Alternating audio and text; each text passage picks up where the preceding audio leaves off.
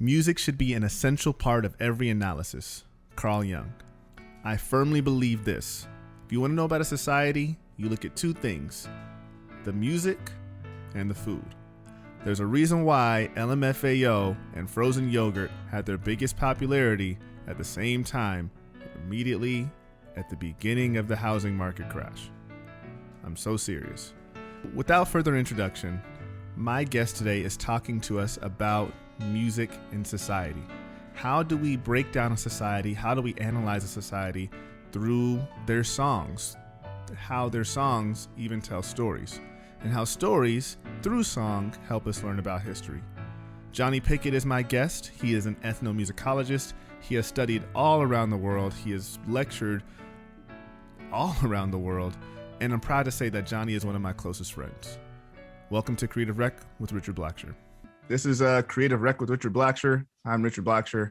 And my guest today is Jonathan Pickett. I did not know your name was Jonathan. I was just making it up. We always call you Jonny Pickett. Jonny Pickett is my friend. And I say that with everybody. Like, everybody pretty much on the show is like a friend of mine. But like, even I had Jason on this, but I'm actually genuinely excited. Like, you are my friend. And this is the coolest thing, because who knew that we would have a friendship? wait, I don't know how to take that. Let me fix this. I want to make sure that we have this on speaker view, so that way it goes like, to you. Who would have thought you being friends with me? Yeah, exactly. Who would have thought you would be friends with me? You should be very honored. You should be very honored. Jonny, we literally just spent like probably 15 minutes talking about stuff already. But you are an ethnomusicologist. You have studied literally all over the world. You speak 3 languages now? No, like 2.5 maybe. Okay. And you know music, you create music, you are an artist yourself. What can I say about you? Your family is from Boston. And I think that's probably the coolest. I'm wearing my green hat, and I just noticed that. That was not on purpose. But again, as a guy who's born and raised in Southern California, fan of California sports, and was accidentally a Patriots fan because I didn't know where New England was. I'm not supposed to like people from Boston, but here we are. No one is. Yeah. If you had 30 minutes to talk about anything in the world, what would it be? Oh man. Like, I'd like to pretend like this, like I thought about that, because I think you mentioned it last night. No, you weren't supposed to think about it. Oh, good. 30 minutes to talk about anything in the world.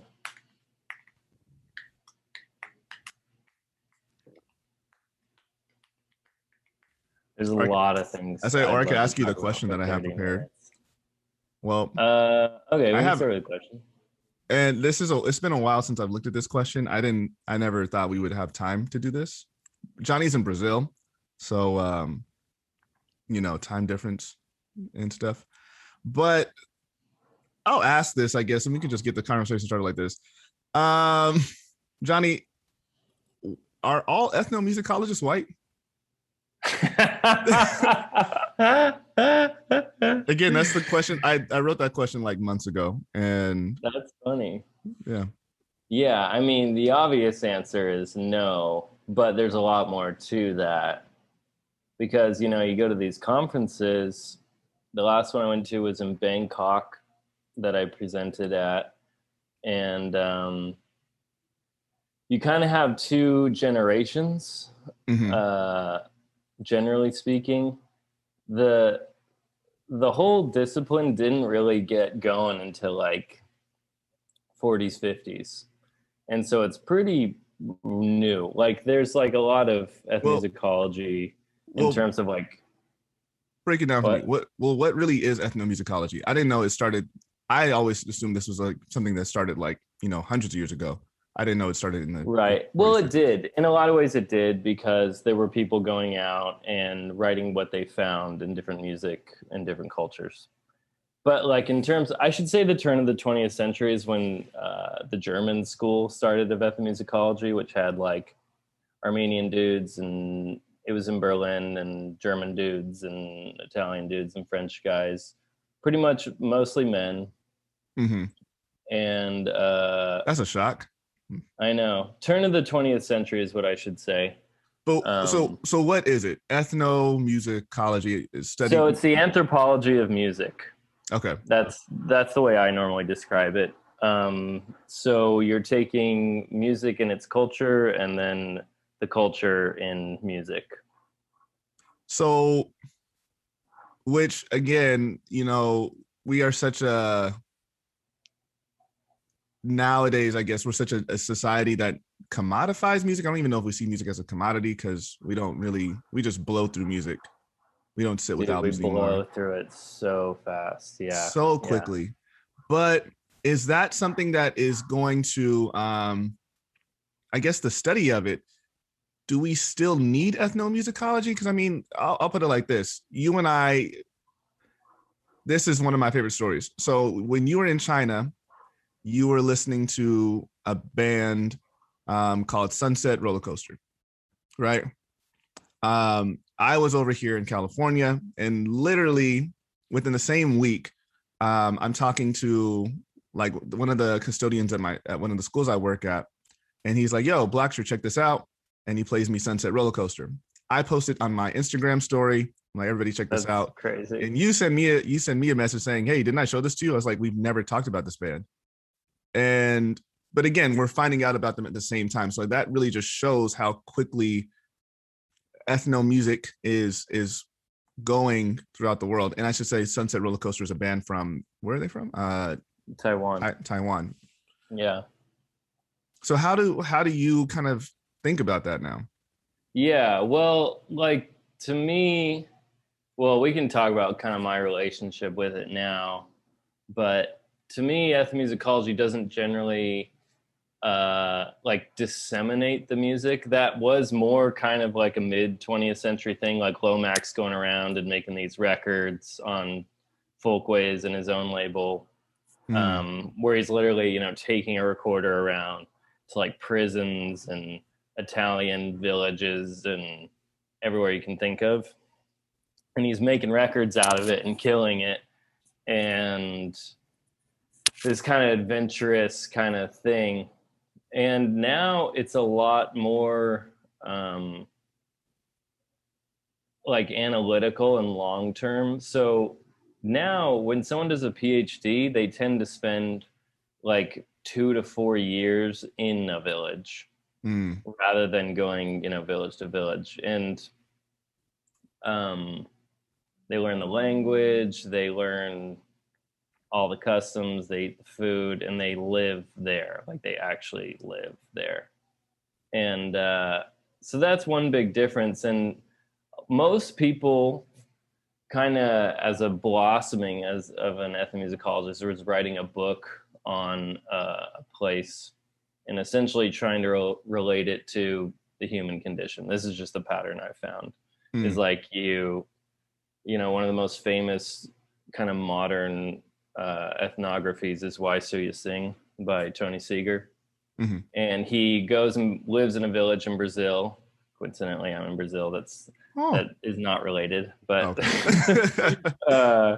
he lives in a really small Amazonian village in Brazil and lives there for like 3 or 5 years. I don't know, years. And he kind of makes this beautiful comparison, um, because Suya have songs for everything that they do, and he kind of relates it back to like the human condition of how these things are kind of innate, um, not universal. We never really, as musicologists, kind of stray away from the term universal, but how, because their music sounds nothing like ours. It's a lot of it is non-pitched, and Right. um, but he documents it all and records it all, and we have it forever now. And then he kind of talks about, yeah, how humans have this condition to sing and dance and that kind of thing. So So I guess that kind of, that does kind of unpack it. Like what it, I don't, and I hate to use this term, but like, um, I know you don't. I know you just said you guys don't like using the term universal, but I think that kind of does need to, for the sake of the average person who's not aware of like cultural stuff, yeah, it does help to know that a certain kind of music from no matter where it is has a specific purpose that we can relate it to. But yeah. I think they stray away from universal because there's been a lot of efforts. Lomax is one. There's one coming out of Harvard now by a bunch of people who don't really, they aren't musicians.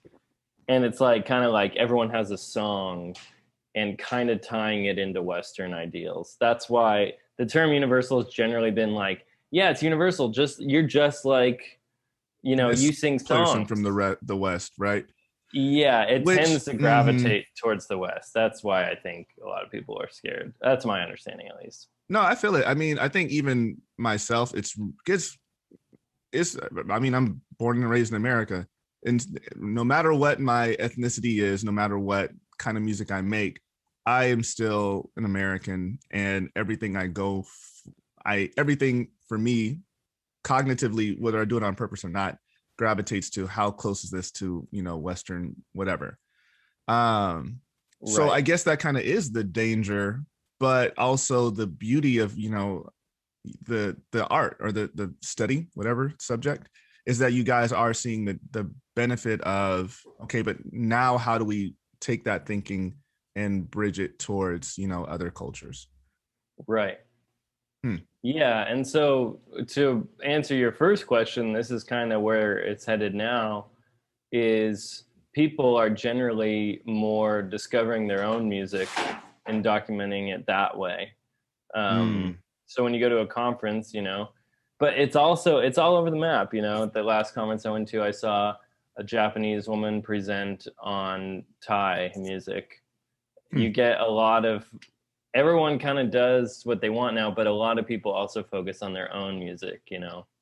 Um, But I think but that yeah, kind of is dope. I mean, even hearing a Japanese woman present music about Thai, make a presentation about Thai music. I remember being in Japan, and one of the biggest, I don't want to say revelations, it was a small conversation that I had with a Japanese pianist and a Korean musician. And we were all comparing, they were asking me about hip hop, and I was telling them about, this is the kind of music I make. And I played them one of my songs, and they were like, oh, you guys do, like, you're doing this. And this reminds me of this thing that we do in Japan. And this Japanese pianist was breaking down her understanding of how Koreans approach music. And the Korean musician was like, yeah, that is one of the things we do. They were talking about rhythm structure. And it was right. just, again, it was one of those things where it's like, I would never have seen that or gotten that understanding as an American, um, listening to a Korean song. But this Yeah. Japanese person has this understanding because their own cultural um, stuff. That's not an Yeah. academic term, but Paradigm. paradigm. Yeah, I like that would happen in China a lot. Like my friend who plays Erhu would be able to do a lot of different guitar solos from songs and stuff. And it's because a lot of Chinese music is pentatonic and a lot of guitar solos are pentatonic. So he mm, could listen to whatever and just kind of just pluck it.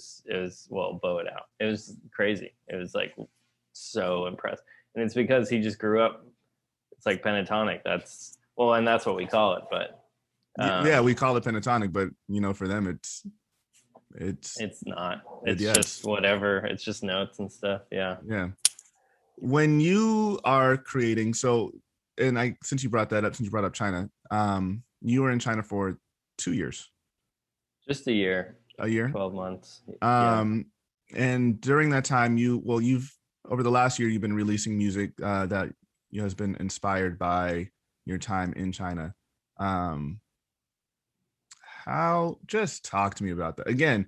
Like, I know you, I've known you for a long time, and it's just amazing to me that the music that you're making You and I had initially bonded over the music of Bon Iver. Then we argued over his second album, and I'm pretty sure we still probably would disagree on his I genius. love it. I love No, every yeah. single album. Second album.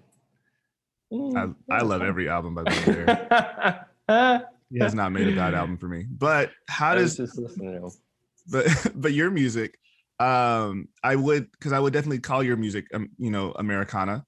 But you are taking your experiences of China, you're talking about Chinese history, and you're doing it in this Americana genre. And again, it's not fair to you, it's not fair to your time in China, it's not fair to even the kind of stuff you're making. But I think, if we were going to pitch this to Pitchfork, I would say, yeah, this Jonny Pickett guy, Americana music. But talk to me, what the heck, what is your creative process right now? Creative process. Or even as those songs were released? Yeah. Well, I wrote most of them in China. That's why the series is called Made in China. Really? But is that a reference to anything? Something. Yeah, I saw it on something one time, I think. It's so Made weird. in China. So yeah. niche. Never I heard know. that phrase. Okay. But creative process wise, it kind of varied song to song. Most of the time, I just kept hearing about these. There was like 4 or 5 people in a row I heard about that a friend told me about. And their stories were just so bonkers. And I was like, you can't not. Like, it was at a point where I was like, you can't not write a song about that. It's like, it's like I'd be doing myself a disservice. I'd be doing everyone, because it's just like, it's like the newest song about to come out. I'm actually working on the video right behind this window here. Mm-hmm. It's about a Nazi. I was going to ask if this was the Nazi song. It's the Nazi song. This was the first guy I heard about, and it's the last song coming out in the series. And I have to preface again, for if I show this to my students, we spend a lot of time talking about World War II. So my second semester every year is always about World War II. Right. So Nazis are bad guys. Right. But this guy, and not even to say but, I'm going to say, and this guy. Well, it is but. To me, it's but. Like, okay. It's interesting to me we give Oskar Schindler the pass. But Rabe kind of fell under the radar. And so what he did was he was a Nazi based in China working for like an electrical company. And he, once the rape of Nanking started taking place, he and a team of people created a safety zone where people could go and they wouldn't be shot or bombed. And he did this by using his Nazi status, and he had swastika flags. And so he put them, and the Japanese wouldn't mess with them because it was a swastika flag. And so he saved 200,000 people's lives. Right. And there's almost a part of me, this is, I mean, maybe a talking point for your students because it's also very relevant. There's a part of me that thinks he didn't get the Oskar Schindler pass because he saved Asians instead of white people. I don't know. That's something I've been thinking about this week. No, but, yeah. That kind of is the complex thing. When we come back from spring break, my students are going to be looking at a book called They Called Us Enemy. And it was cool. We actually interviewed the illustrator for that book. It's George Takei's graphic memoir about him being in the Japanese internment camps in America. Right. So, is it Manzanar? Yeah, I think Farewell to Manzanar. I don't know if George Takei was in Manzanar, but he was in a couple different internment camps. And that's the thing too. There's, America, for those who are listening or watching, during World War II, the Japanese bombed Pearl Harbor. America was like, nah, F that. And they, we obviously declared war on Japan and entered in World War II. But what we also did was we took our Japanese citizens and we said, we don't really trust you guys. We didn't really trust you guys to begin with, but now we really don't trust you. So we're going to take you guys out of your homes and put you in pretty much these cages. I'll keep it relevant. Take you out of your homes, put you in these stables, these cages, and keep you there until we decide to trust you again. So talking about, your Nazi in China, yeah, you kind of have to wonder if that propaganda is still kind of relevant for the West, for America Yeah. specifically. Well, I think it's the same when,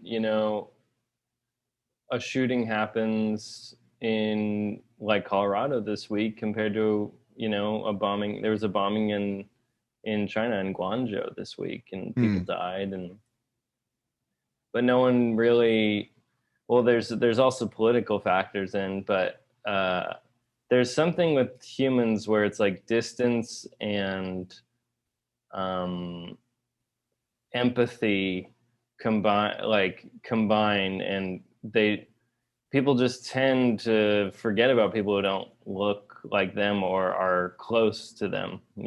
It's really hard for you to say that could happen to me if it's not something that, if you can't look that in the mirror. I'm sure there's a more profound way of saying this, but again, it's 9:30 a.m. on my spring break.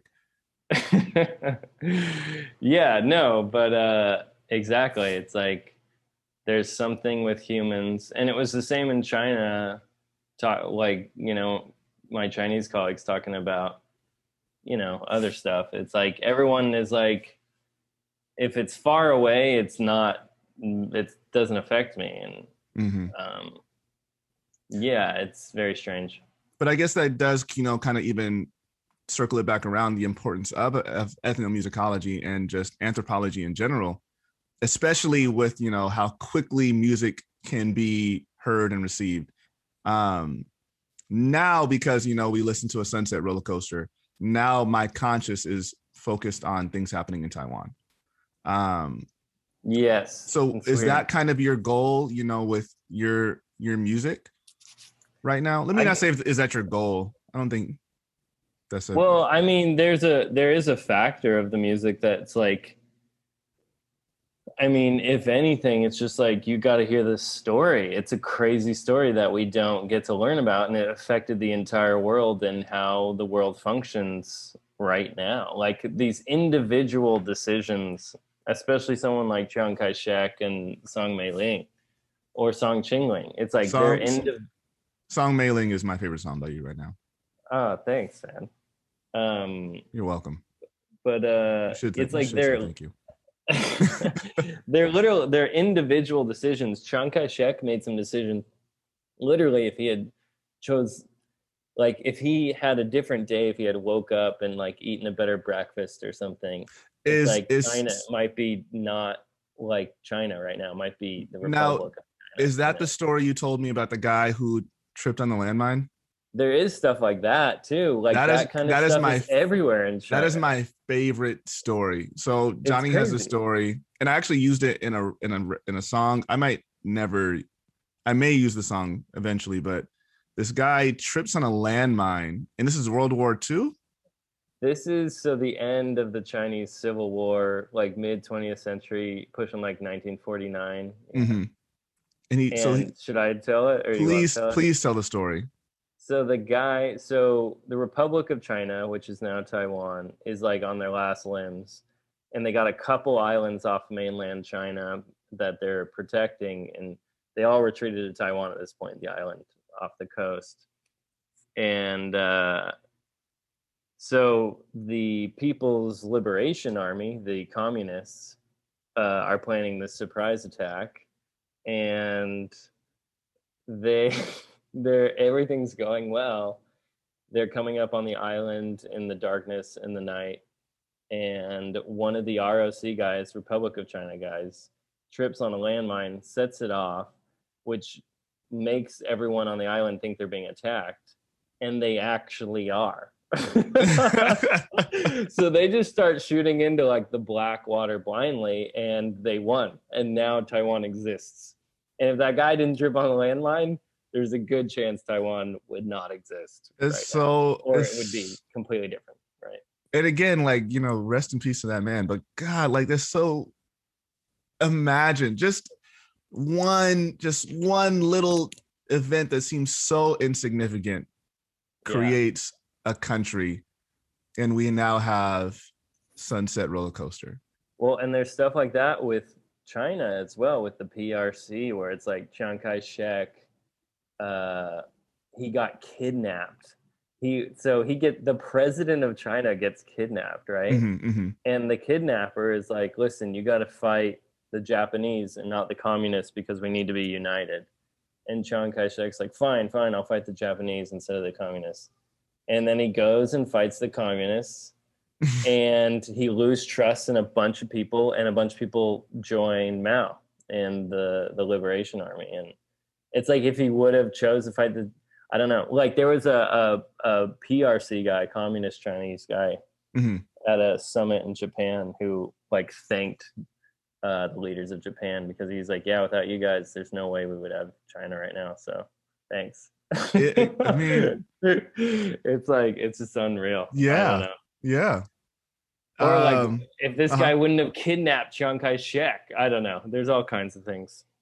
I haven't thought about these. No, but it definitely goes back to what you're saying. Like, you know, if one person, you just had a better day. There's like a scene in you know, The Curious Case of Benjamin Button where, you know, I forget like what he's talking about, but he goes through like the whole day of like 8 people and just little mistakes that happen along the way. And like that ultimately leads to like his wife, girlfriend, whatever, breaking her leg or something like that. Right. Yeah. And I mean, you know, it's real easy to see like, oh, that's just a movie. But like, again, when you look at little events like that and you say like that, oh, that makes history. It kind of makes you wonder again, like what your own day to day, how are you affecting history right now? Dude. Yeah. And again, you know, something like you being in Brazil right now, you're already, as an artist, you know, already making history. So I applaud you for that. I don't know about that. Thanks though. I was just thinking like, even like you're driving. So enduring.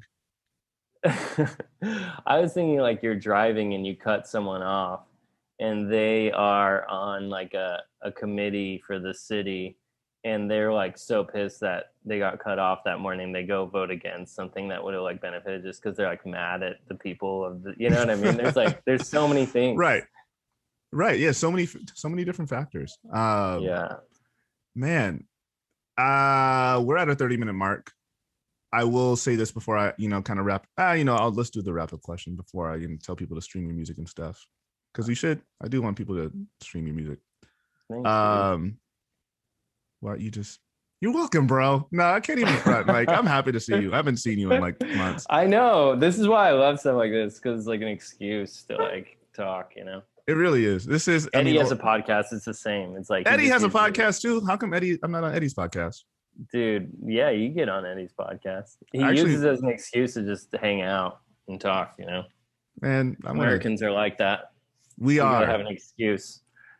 Everything, we talked about this. Americans are very big on productivity. Even leisure has to be productive. We don't know how to just relax. Oh yeah, it's a completely different world down here that I've had to really kind of accustom to. Like, okay, lunch is going to be 10 to 3, and I just have to like accept that, you know? Right. And be okay with it. I think that's such again, like I said, I'm on spring break. Today is Wednesday. I have 2 weeks of spring break, and I'm literally trying. No, it's not, because I'm cramming to figure out what the heck do I do at this time. And again, I know cognitively that rest is important, and that again, productivity is like, you know, this Eurocentric thing that doesn't really exist. Right. Yet here I am trying to be productive. Johnny, but it's also so fun. It is also fun. Johnny, here's my question for you. Oreos are considered vegan. Could they go in a salad?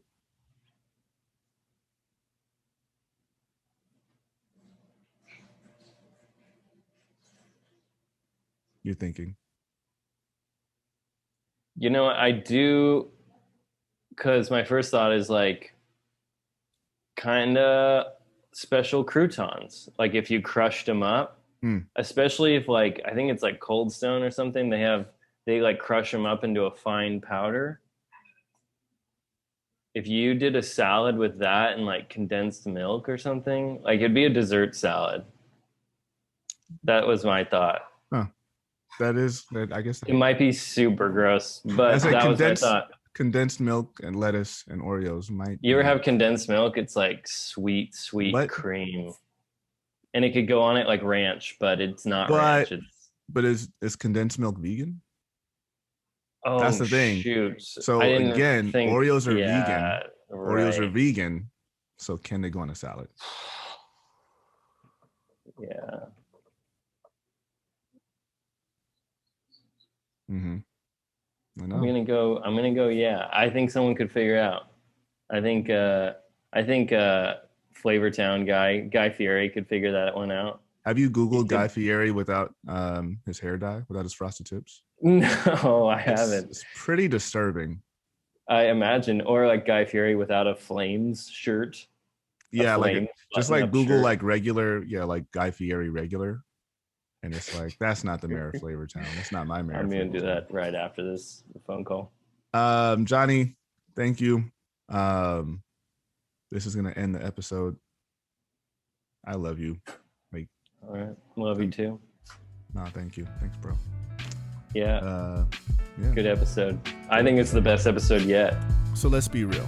Every song, every way we listen to the song, how we consume a song says a lot about our society. There's a reason why our parents get upset when we were sampling their songs. There's a reason why we're getting upset the next generation is sampling our songs too. Because we feel like they're missing something from our society. We feel like they're missing something from our story. When the truth is, they're building their own story too. You can stream, buy, and support all of Jonny's music through Patreon. That's patreon.com/Jonny Pickett. The link will be in the podcast notes.